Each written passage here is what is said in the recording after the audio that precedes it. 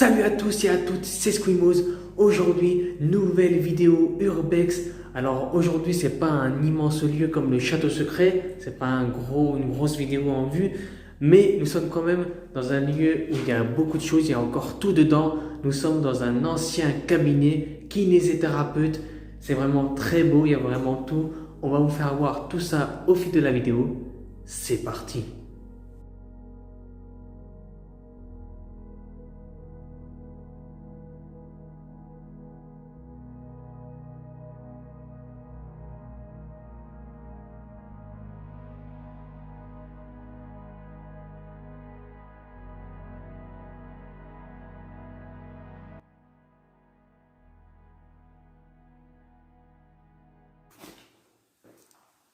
Bonjour monsieur, Bonjour monsieur. c'est à votre tour. Je viens pour la consultation kinésithérapeute qui était prévue à 14h45. C'est ça, venez avec moi, je vous emmène. Merci.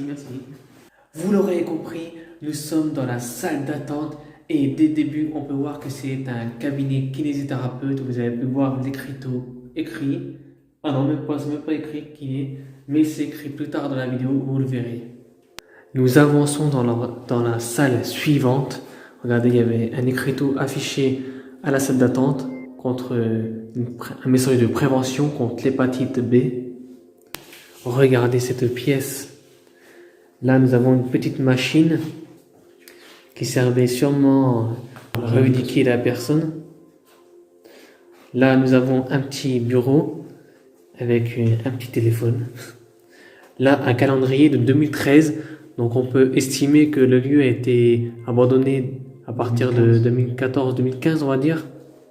Ici, c'est moi le patron. Voilà. Nous avançons dans la salle suivante.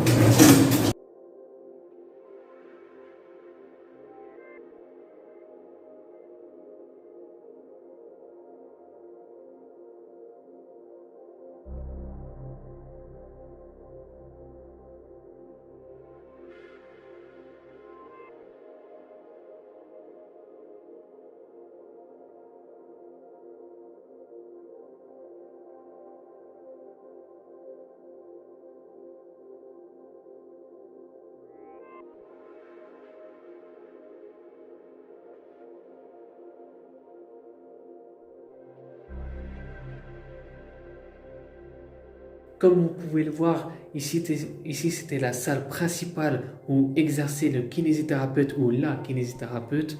Il y avait, comme vous pouvez le voir, une table de massage, là où il pratiquait les soins. Il y avait aussi un vélo qui permettait de se remettre sur pied. Et nous avons des petits bureaux et voilà, la compagnie.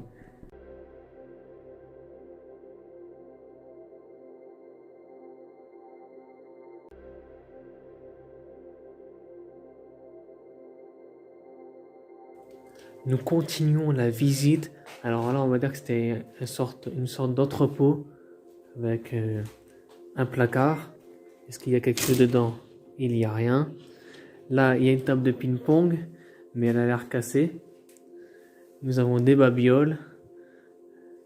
Ouais, des babioles de partout, des lettres et tout ça.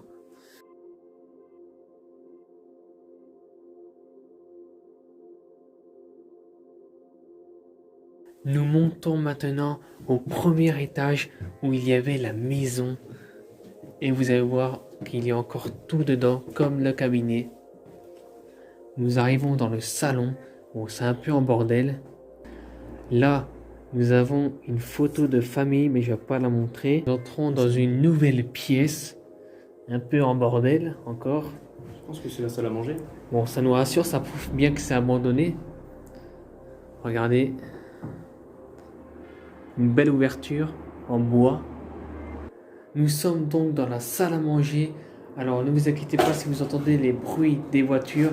Il y a la route juste à côté. C'est pour ça qu'il faut être très prudent. Parce que nous sommes à côté d'une grande route. Et il y a plein de maisons autour.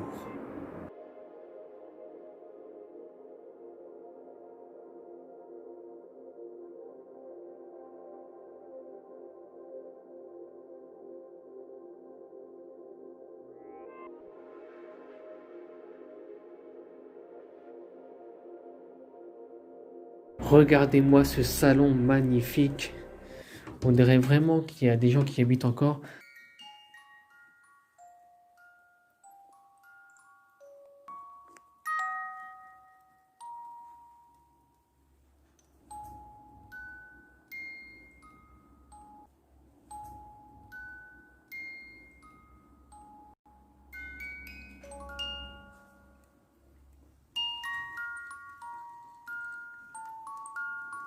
Regardez, un genre de mini-bar, bien sympa.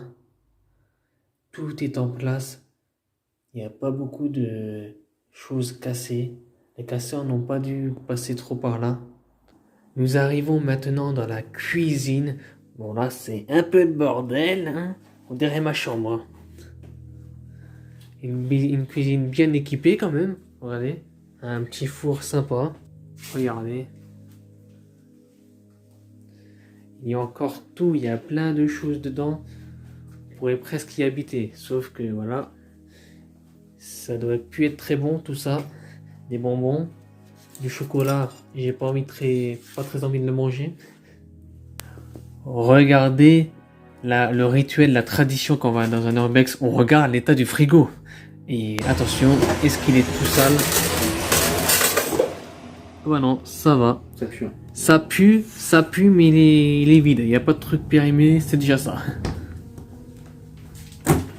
Ah si. Ah là par contre. Ah, c'est ça qui pue. Des épinards en plus, tout ce que je déteste. Ça pue vraiment. Alors cette vidéo dans cette maison est vraiment stressante. Comme l'a dit Mickaël. Il y a trop, en fait, il y a trop de stress. Pourquoi? Parce qu'en fait, on dirait que cette maison, elle a été... Enfin, on dirait qu'elle habitait en gros, on dirait qu'elle a été... Enfin, qu'elle est toujours habitée, c'est ça qui est vraiment stressant. Ouais, c'est souvent le cas dans les maisons parce qu'il y a beaucoup de choses. Donc on a l'impression que c'est pas abandonné du tout, qu'on habite avec quelqu'un. Voilà, c'est Ça ça. fait flipper. Nous entrons maintenant dans le garage. Bon, il y a des bibelots, hein. Pas grand chose. Il y a juste un vélo qui est pas mal, ça va. Un Peugeot, un vélo Peugeot.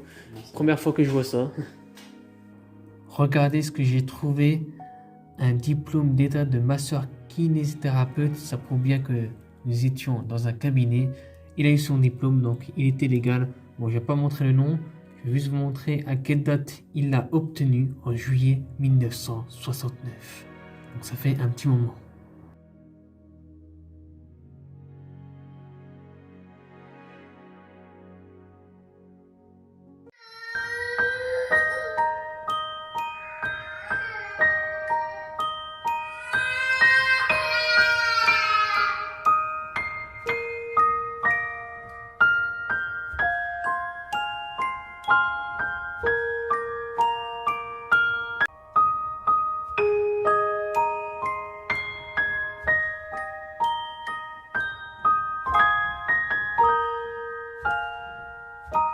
Nous sommes désormais au deuxième et dernier étage de cette maison cabinet kinésithérapeute.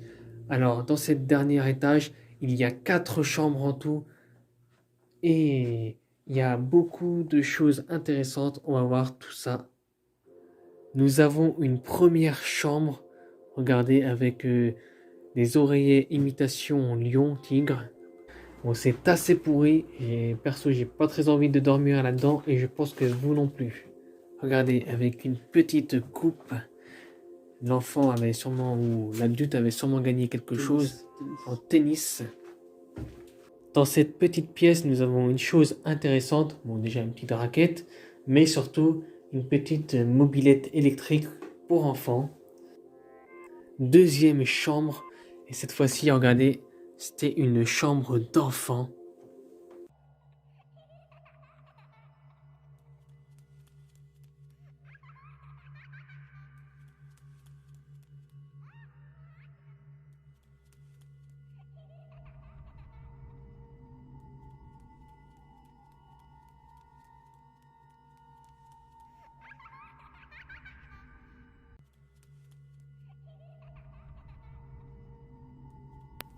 Dans cette chambre, nous avons plusieurs photos de petites filles. Je ne sais pas si c'est la réelle personne ou juste une photo de décoration. Je ne vais pas montrer bien sûr les visages pour respect de la personne. Mais nous avons plusieurs photos et Les photos se ressemblent, donc je pense que c'était la vraie personne. Regardez, nous avons même une affiche du film célèbre Le Grand Bleu. Voici une troisième chambre. On va pas s'attarder sur cette chambre parce que c'est assez basique et c'est assez en bordel comme vous pouvez le voir. Un petit dressing. Bon, il est mini mais c'est pas mal.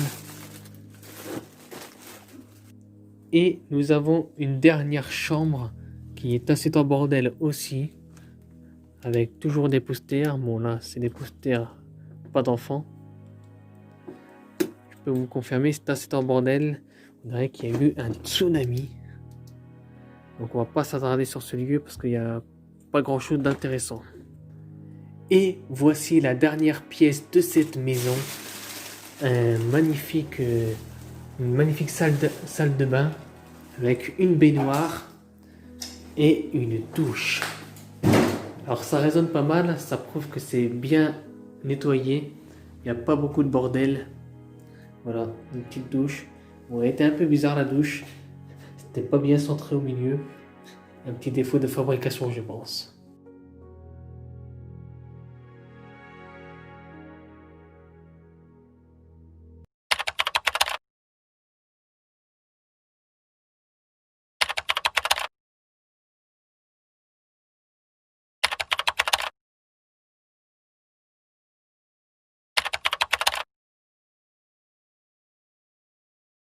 Et voilà les amis, c'est la fin de cette vidéo Urbex. J'espère que ça vous a plu. Alors avant qu'on se quitte, j'ai une dernière chose à vous dire, à vous faire part.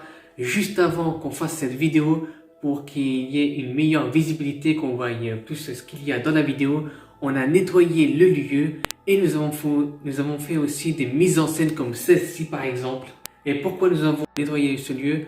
Pour une meilleure visibilité, mais aussi pour donner une meilleure vision de l'urbex aux personnes qui n'aiment pas, parce qu'il y a beaucoup de personnes qui ont une vision mal de l'urbex, ils disent ouais c'est des casseurs, ils entrent par effraction, ils volent tout.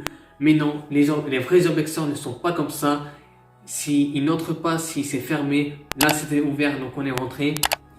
Et nous nettoyons aussi des fois les lieux entre urbexeurs, des fois, mais nous filmons pas. Et c'est pour ça que j'ai décidé de filmer et de vous faire part de ça, pour qu'il y ait une meilleure vision de l'urbex. Voilà, c'était Squimose. J'espère que ça vous a plu. N'hésitez pas à commenter, partager et surtout à aimer. On se retrouve pour la prochaine fois, prochaine vidéo. C'était Squimose. Salut!